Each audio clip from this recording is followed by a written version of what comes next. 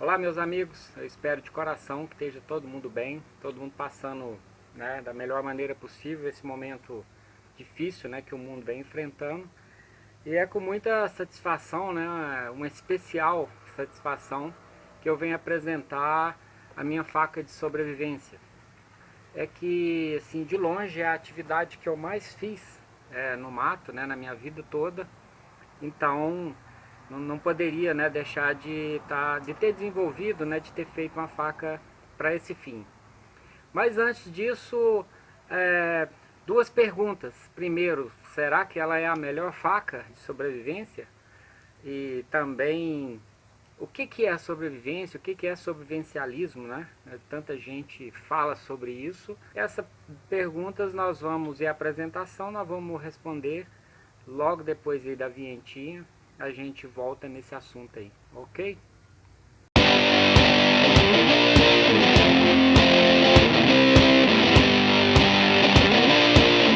Então, meus amigos, o que é afinal então sobrevivencialismo, sobrevivência, né? O que seria isso afinal, né?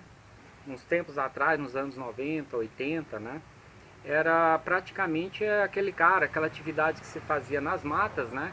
A capacidade de sobreviver ali com pouca coisa ou com quase nada, muito influenciado pelos cursos de sobrevivência na selva do nosso exército, né? Então quem serviu o exército nessa época sabe, você passava pelo menos 3 desses cursos.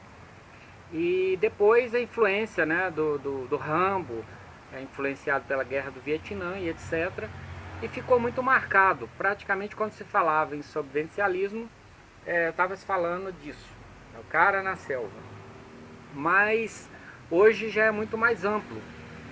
Tem muito essa pegada agora da questão dessa pessoa que essas pessoas fazem preparação, pessoas que acreditam, né, que esses pilares, né, que sustentam nossa sociedade, né, moderna, uma saúde, como segurança, né, infraestrutura, isso pode, né, em algum momento esse pilar pode ser quebrado e aí pode colocar, né, as pessoas em perigo. E essas pessoas se preparam para isso, né? Cada um da sua forma, e muitos buscando inclusive a natureza, porque se tiver um problema social nas cidades, é bem óbvio que você vai procurar lugares afastados. Muita gente achava que isso era viagem, né, astral dessas pessoas, mas nós tivemos um caso que foi a greve de policiais no Espírito Santo, né, aqui no Brasil, que a gente viu o que aconteceu com um dos pilares, que é a segurança pública, quando ela falha, o caos que vira, né, uma cidade. E agora, recentemente, estamos nós aqui numa questão de saúde, que é a pandemia.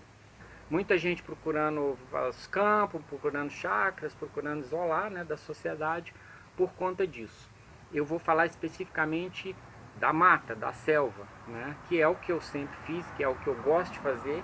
E eu acredito que 90% das pessoas, né, aqui no Brasil, quando se fala em ir para a natureza, o cara vai para dentro do mato mesmo, né? Então, essa faca ela foi desenvolvida com esse intuito, tá bom? Bom, então qual seria a faca então, né, perfeita, a melhor faca de sobrevivência aí do mundo, né? Bastante ousada essa pergunta, né? Lógico que você deve estar pensando que ele vai falar que é a dele, né? Ou seria essa uma faca militar, né, muito famosa, né, espanhola, ou seria uma boa e mais campeira, uma faca grande, né, muito boa, ou até mesmo, quem sabe, uma faca menor. Qual que seria essa faca ideal? Na verdade, a faca ideal de sobrevivência, penso eu, que é aquela faca que ela está com você o tempo inteiro. Ela está com você o tempo inteiro. Quando você realmente precisar, ela tem que estar na sua cintura ou no seu bolso. Pode ser, por exemplo, um simples canivete, que eu tenho uma história que um dia eu conto aqui, muito interessante, de um amigo, né, com um canivete desse.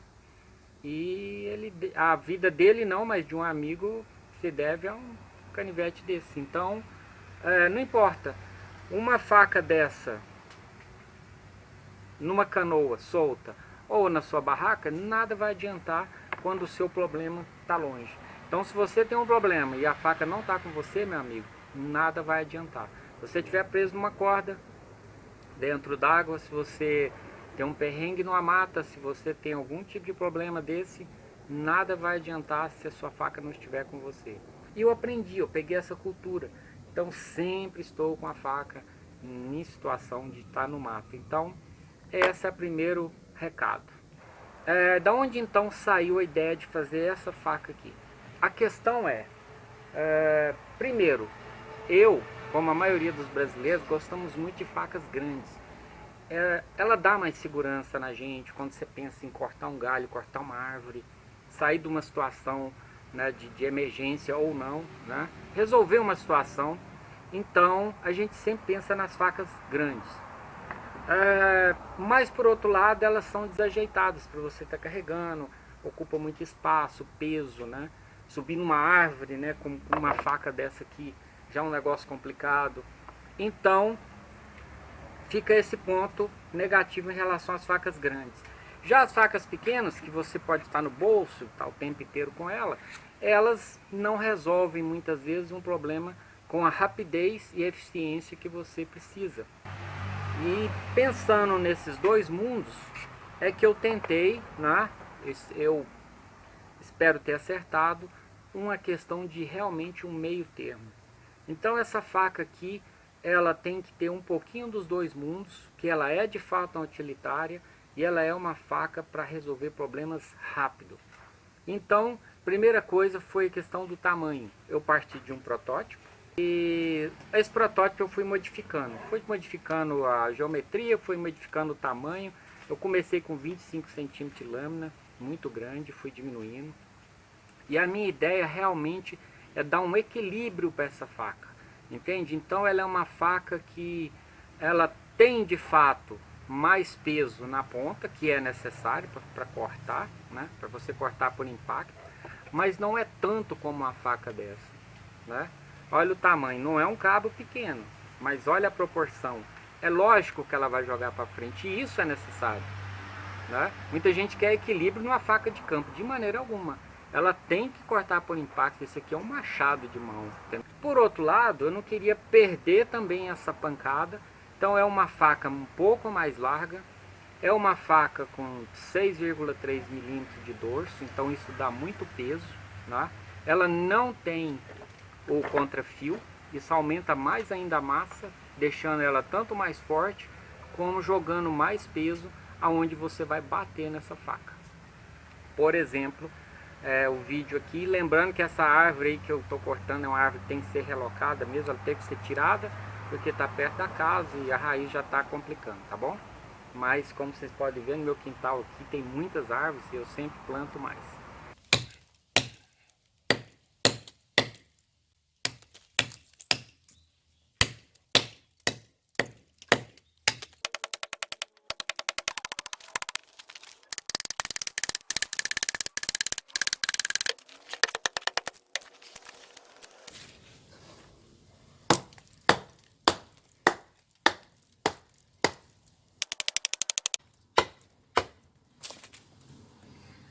Mas é uma faca que tranquilamente dá para fazer esse tipo de trabalho, tá bom?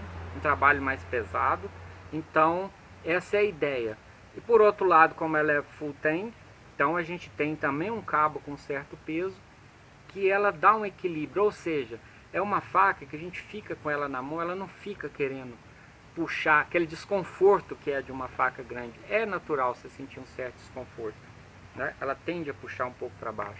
Essa aqui não, já é uma faca que dá um equilíbrio, você fica com ela na mão tranquilo. Aqui vai ser de fato só apresentação, porque em pouco tempo, né, 15 minutos não dá para falar tudo. Foram 3 dias, foi o que eu fiz. Eu fui para minha casa no mato e fiquei 3 dias com essa faca, tanto fazendo os trabalhos que eu tive que fazer no sítio lá, quanto para quando eu fui para a mata e passei um dia inteiro, né, só com essa faca e um cafezinho que eu levei a mais e mais nada. Então foi aquele pequena reciclagem que eu fiz aí na sobrevivência, e para mostrar e para mim mesmo estar testando essa faca, ver se eu acertei nessa questão de proporção, se ela foi confortável, se ela atrapalhou ou não. E tem a questão da bainha dela, por exemplo, foi modificado inclusive depois desses 3 dias. Eu optei pelo cold, realmente a bainha, né, que entra todo na faca.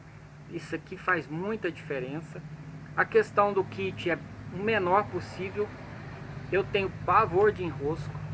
Não tem nada pior do que você se enroscar no mato, subindo numa árvore e dentro d'água, então nem se fala, né? Pode ser até fatal.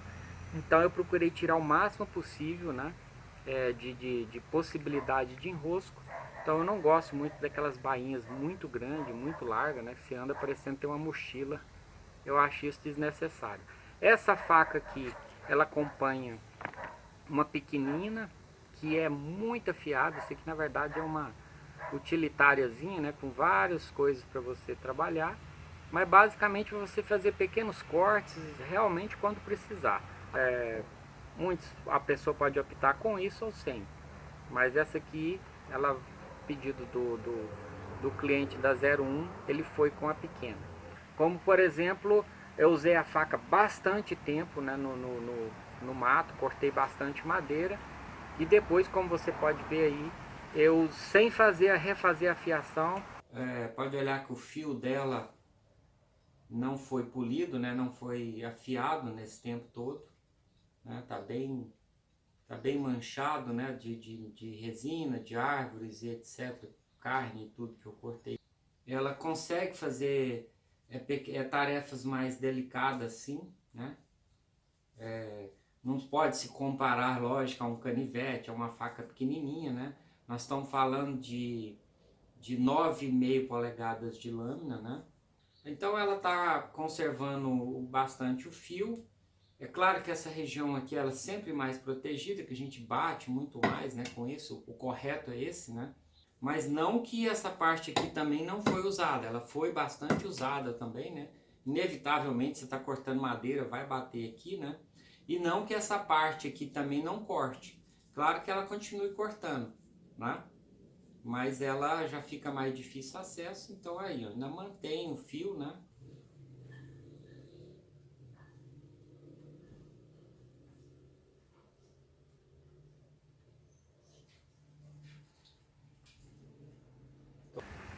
Que eu tenho comigo, eu não sei se todo mundo concorda, pode não concordar, mas isso é a minha visão, que é a seguinte: de fato, se eu for ficar no mato, isso aqui eu faço tudo lá no mato. Eu posso cortar, né, usando o batom, eu posso cortar madeira, cortar cipó. A questão é o tempo para fazer isso. No sobrevivencialismo, a gente quer fazer com menos esforço possível, porque você não pode ficar se desgastando demais, tempo demais, entende? E muitas vezes o tempo quer dizer vida, né? Você tem uma coisa que está engarranchada, uma coisa que você tem que tirar, um lugar que você tem que sair dele o mais rápido possível. Muito provavelmente, talvez não vai estar com facão, talvez você não vai estar com seu machado, talvez a sua lâmina maior, por você não ficar com ela o tempo inteiro, naquele momento que você precisar, ela não está na sua mão, entendeu? Então essa é a questão. Então é um equilíbrio entre uma faca não muito pequena, não muito grande, você fique com ela, mas que ela resolva rápido a situação.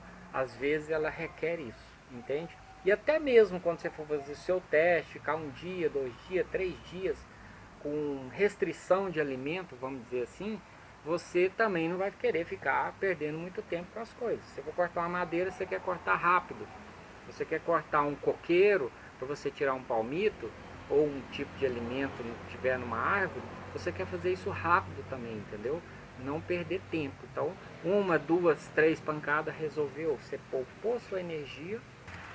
Daí, meu amigo, então pra frente vai aparecer outros vídeos aí. Se você gostou, deixa aí um like aí, né? Porque isso é bacana, que o canal acaba sendo mostrado para outras pessoas, né? E também, se puder, um comentário aí, se você... Essa é a sua pegada? Você gosta de sobrevivencialismo, né? Já fez ou não fez? Né? Já passou muito perrengue no mato? Se tiver alguma coisa aí, deixa. Aqui acho que a melhor parte é essa interação. E vamos junto aí nessa caminhada, esperando que o mundo volte ao normal o mais rápido possível. Um grande abraço, fiquem com Deus.